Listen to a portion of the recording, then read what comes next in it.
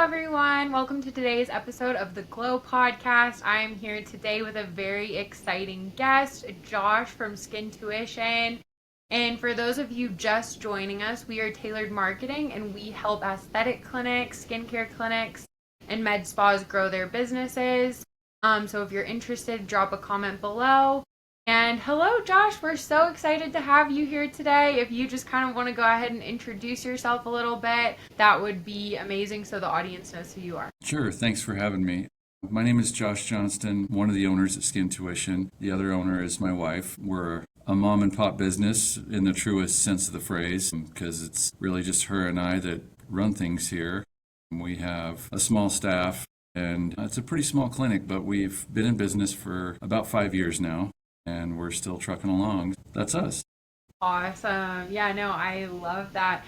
And so what kind of inspired you or your wife, both of y'all really, to start the business? I came from managing and expanding other businesses, working for other owners, particularly in the car dealership realm of things. Did that for about 20 years. And when my wife got her nurse practitioner, her master's, it was kind of up in the air. The whole time she was going to school for it, we didn't really kind of pin down what she wanted to do with that education once she got it. And then once she got it, we were right in the middle of COVID, and she kind of threw an idea at me about, hey, do you want to try doing this? Almost instantly, it was like, yeah, let's do that. Let's put my skill set to use for ourselves.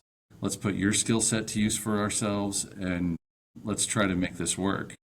Yeah. And that was just kind of the original birth of the idea. That's awesome. Yeah, I feel like COVID was such like a funny time because it made people kind of rethink like a lot of different things. But I feel like for starting a business too, it must have been kind of challenging starting a business during COVID. It kind of was. It had its own challenges, but really where we're at, we're in a really red state. It's very rural here.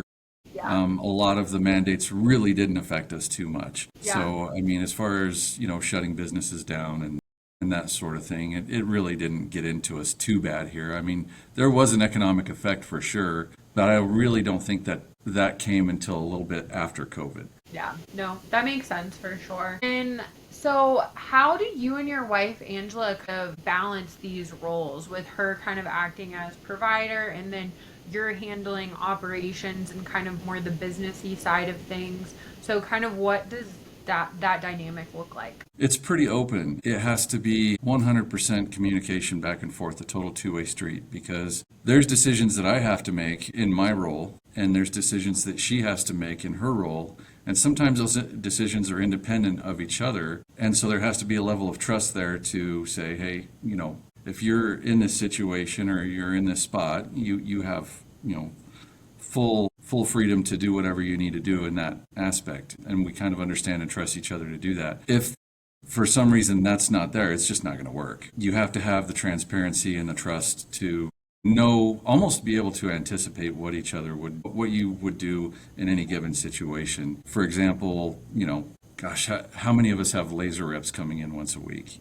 Neither one of us know that we're going to go pull the trigger and buy a big device without a big long conversation about it. So it's just kind of one of those things where we know where the boundaries are as far as what decisions need to be made by the both of us and what decisions can be made by us independently. And that's kind of what has made it work this well so far. Yeah, a lot of trust and probably a lot of communication. Yes, no, that definitely makes sense. And so what core treatments do you offer at Skin Tuition, and like what are majority of people kind of coming to see you for? The majority of our business that comes through the door is injectables. Yeah. It is our bread and butter. It's what pays the bills. We are trying to break into a couple of other things. We've dipped our toes in a couple of other things, but not without a whole lot of commitment because, again, that's stuff that requires a lot of research and conversations and that sort of thing. RF microneedling is another big one that people come to us for. We have the device back there that does it. I don't know if I'm allowed to mention any company names or anything like that, but I'll just keep that quiet for now. We also use not microneedling, I hope you can edit that out. We also use a RF fat burning and muscle building device here That's Okay. been a pretty good seller. But those are really kind of the core of it. We've kind of started shifting a little bit of focus into wellness and weight loss, but that's kind of getting tricky too. So we're kind of being careful there. No, that makes sense. That's awesome. And so, what with the kind of a lot of medical spas transitioning more towards the wellness side of the business, like what is kind of your take on this current trend or any similar trends to that with, the medical weight loss, IV hydration, body sculpting, all of these kind of different things? Do you have like any specific takes on that? When it comes to things like that, there's a couple of things that you want to keep in mind. Anything to do with wellness, you're going to get into labs. And if you're not set up to do labs, I would kind of avoid it. And then when you are set up to do labs, are you going to start getting into the insurance side of things? That's the other thing that you've got to think about, because if you want to do wellness and you want to do labs and you want to get into that sort of thing, obviously you have to have somebody who's qualified to do it, who can read the labs and sort of translate what all that means. I would just say, in terms of going into wellness, you're going to be facing a little bit more challenge than you think if you haven't done the research on it. Because you could get into things like labs, and then when you're doing that, you're going to be looking at people wanting to use their insurance. And if you're a cash pay clinic, you don't want to mess with that. Yeah. Just know your local laws, know your local, whatever your state is mandating as far as that sort of thing goes. That's where I would start, is looking into that.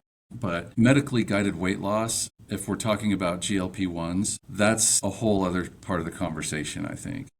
Yeah. Yeah, because there's definitely so much to say about that, with kind of the FDA right now shaking the industry a little bit. I know there's some different things going on. So, yeah, do you all currently offer that? We do. We offer a few of the different types. Again, I'm not going to mention names. Yeah. We're very careful about it. Yeah. The first thing I would say is we don't advertise for it. It's one of those things where we have current clients that have been clients of ours for other treatments that found out, or hey, my brother is getting them from you, or this sort of thing. We're open to that sort of thing, but we're not going to advertise it. We're not going to put it out into the world that we do it. I mean, obviously, I'm kind of doing it right now. That's okay. But we do offer it. We're just very careful about it. Yeah.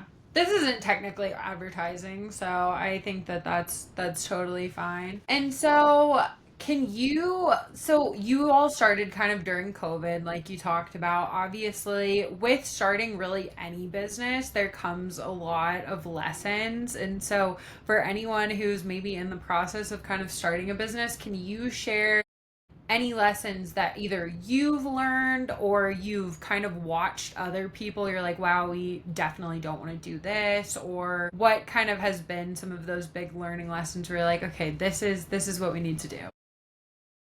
I think one of the biggest things that people, myself included, struggle with is finding the balance between trying not to do too much and stretching yourself too thin, but also having a mind open enough to take certain risks.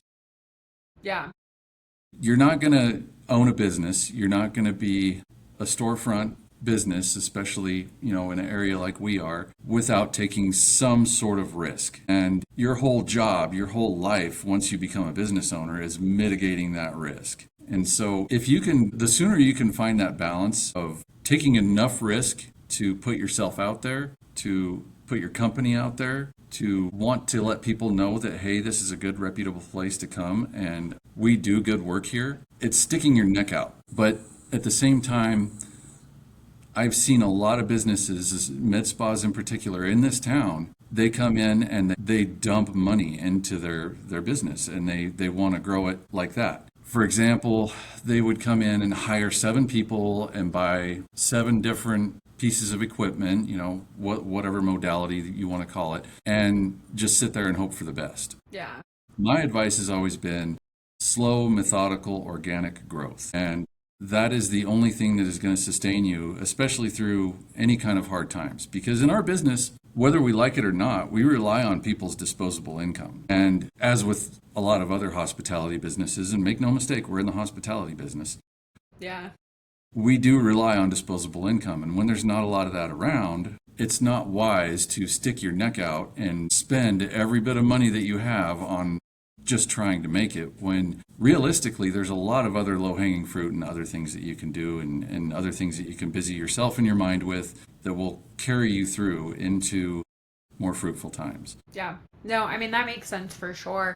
I feel like, yeah, people sometimes get really focused on growth, and growth is great. You want growth, but you also want it in a sustainable way for you. You know, you don't want to grow so fast that, like, you're like, okay, I don't know what I'm doing, or like, we bought too much equipment, we don't have any money, like, you know. So, giving yourself that long runway, really, when you're starting a business is really, really important. And I agree with Right. you. Um, and so I know you all are kind of in a smaller market. So what's been kind of the most effective way for getting the word out about your business? So honestly, I mean, you can spend however much of your profit or income you want to on marketing and advertising. You got to figure out really what works for your area. I mean, some places, for example, Salt Lake City, billboards do well. There's other places where radio does well. Here, not so much. Yeah. You got to kind of spend the time and even get in the car and go drive around for an hour and listen to the radio and look around and see what you see and look at what jumps out at you. Because we're all average people and we all see the same things. I see the same billboards that every other person in this town sees. I've tried billboards and I've tried radio. And it just, none of it worked for me. I spent $4,600 on radio advertisements and it didn't bring in one appointment. Yeah. Not A one. lot of money. So, what has worked for us in our demographic is I dump every penny of my marketing budget into Google and Google Ads and paid Yeah. search. Because honestly, the way the culture is shifting is, and the way the new generation, and they're a smart generation, they're shifting more to tech. And people shop on their phones. And it's not uncommon for you or I, if we're looking for an orthodontist, to whip our phones out and Google orthodontist near me. And half the time, you're not even going to go to their website. Yeah. You're just going to see what the Google tells you about them. And Yeah. it's, how many stars do they have? How many people visited them? Is their phone number on there? What are their hours? And 95% of the time, you're not even going to click onto their website unless you're looking for something very specific. So that is kind of where I push a lot of our marketing dollars is into Google Ads and paid search. Yeah. No, and I mean, that makes sense. I think you're exactly right. Things are switching a lot to digital technology. You know, people are going straight to Google when they're looking for a doctor, practitioner, things like that. They're going to go to Google. You know, maybe they've heard about somebody from their friend, so they're like, okay, like I have a referral. That's another good way, obviously, too. But I think you're right. I think it is switching primarily to just like Google. Some younger people, too, are going to like social media, even, too. It's like, oh, let me find like a dermatologist near me or a med spa near me or whatever. Sure. But yeah, I think you're 100% right. It's definitely switching to more of a technology focus. And so, what are some of the systems or routines that have helped you with keeping the business kind of moving forward and also while running a business and with your wife also and having kind of a smaller team, you know, just keeping sane too? The day to day in a med spa is never mundane. It's not a boring place to work. There's always some of the most different and interesting people you'll ever meet are the people that come into a med spa. And that in and of itself, I mean, coming from the car business, and I was on the service side of things. So when people would walk through the door, obviously they're not happy to see me. And I did that for 20 years. So the shift from the customer walking through the door with a broken Subaru to the customer walking through the door that just wants to build their confidence a little bit, that's a completely different customer. And I had to kind of reshape my mind and the way that I think and the way that I approach the person walking through the door. It makes it fun. Yeah. The people that come into our business are fun people, and we love to be around them. We love having them around. That's, I think, the one saving grace of working here is just having good clients and good people and a good team. Yeah. No, for sure. I feel like that is such a difference, like you were talking about with the car industry to working in the med spa, because people are excited to go to a med spa. Like they're like, oh, like this is like my self-care for like the They month or like are. the next few months, you know, like they're like they're very excited to go. So that is such a stark difference. So it's probably a nice change of pace. It is. It really is. What would you define for Skin Tuition kind of as the mission for the company? How do you like handling relationships with patients? You kind of talked about that a little bit, that you all, you're excited to see your patients, they're excited to see you. So, how would you kind of describe that patient interaction as well as the mission that you all kind of have set out on? Sure. So to answer the first part of that question, interacting with patients is almost always fun. There's always that one little hiccup that you get, and it's hopefully it's not too often. But usually that's where I have to make the phone call or be in the office when there's a problem. Yeah. Generally it's not that big of a problem because like you point out, people plan their whole day around their appointment at the med spa. And they should, because Yeah. it's self-care. It's something they're doing for themselves, and it's something that they're doing to love themselves a little bit, and that should be important. And so when we know that and we understand that, that's what makes our job so much more important, especially at the front desk, being the first face that they see, being friendly, just having a friendly face to come into, because there's, obviously if they've never been to your business before, never been to a med spa before, yeah, it is self-love and it's something they're looking forward to and they're excited about, but there's also a little bit of a level of anxiety there, and we try to keep that in mind too. So decision anxiety, buyer's anxiety, whatever you want to call it, is something that you have to manage and kind of get around right up front. So that's kind of what our focus is here, especially as part of our process, is just the day-to-day, making sure that we're ready 100% for everybody who walks through the door and red carpeting every single one of them. That's what has really kept us as successful as we are. That's why we have as many five-star reviews as we do, Yeah. because we work really, really hard at understanding that mindset of the client that's walking through that door and trying, we're not trying to get in their head or anything, but we're trying to be as understanding as possible For sure. about what this is going to look like for them and how they're going to feel when they walk out those doors. No, I think that that's great.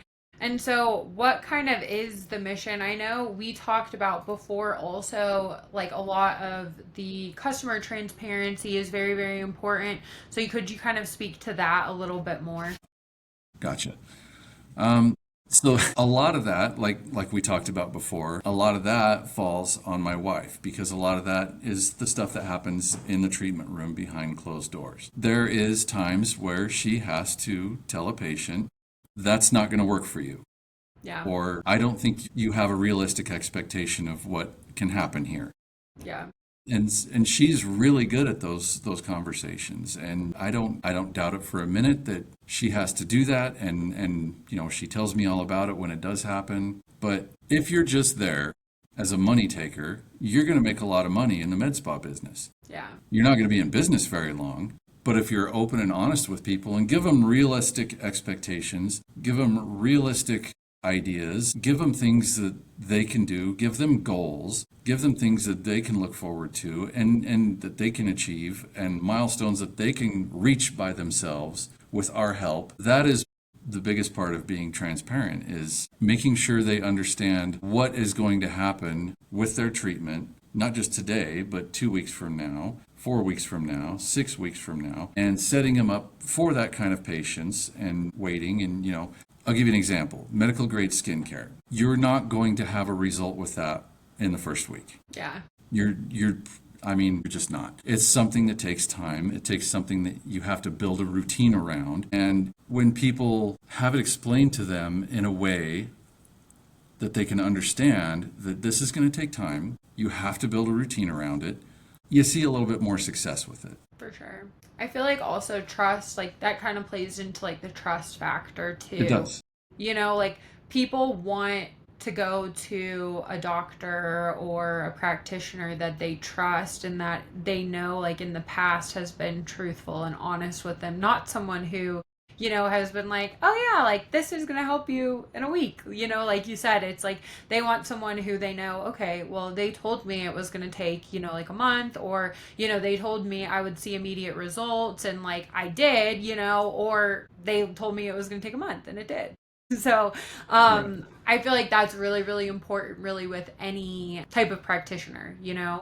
And so we talked a little bit kind of about the past with Skin Tuition and kind of how you guys started, the mission, what you guys have. And so where do you see you all in the next 2 to 3 years? Like, what are you kind of focused on right now with different innovations? I know you talked about some different procedures you were potentially going to bring on. Where do you see things going over the next couple of years? Over the next couple of years, well, that kind of depends a lot on the economic climate and what kind of happens there. We have to pay really close attention to that because, like we touched on before, we rely on disposable income. Yeah. But in 2 to 3 years from now, I would hope to have maybe another nurse on staff, possibly another injector, possibly another treatment room. Because in our space, we have space for probably 2 to 3 more treatment rooms. I would just have to do a little bit of knocking of walls down, Yeah. which nobody looks forward to that. But No. in 2 to 3 years, I would like to see a little bit more traffic through here. Like I said, maybe another injector, maybe an esthetician come on. But we do kind of, as a business, have always and will always stick more to the medical side of things. You're never going to see us doing hair and nails here. You're never going to see us Yeah. doing that sort of thing. And for some people, that's their thing. I'm not dogging on that, but we try to stick to more of the medical side of procedures. So if we could stay with that and stay transparent, stay as good as we are now, because we are pretty good. That is my goal for the next 2 to 3 years. The steps it's going to take to do that are pretty daunting, but that's why we're here, because we don't want to work for anybody else.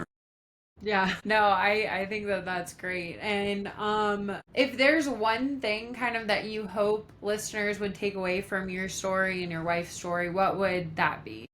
I think it would be just drill the basics every day. I mean, honestly, we don't know what the economy is going to do. None of us does. I mean, even some of the smartest people out there, and whatever podcasts you listen to, there's some pretty smart people out there, and there's some pretty good people that are pretty good at predicting things. But honestly, nobody really knows. And things could take a major upturn, and there could be a big flood of cash into the economy, and there could be inflation problems. There could be anything can happen.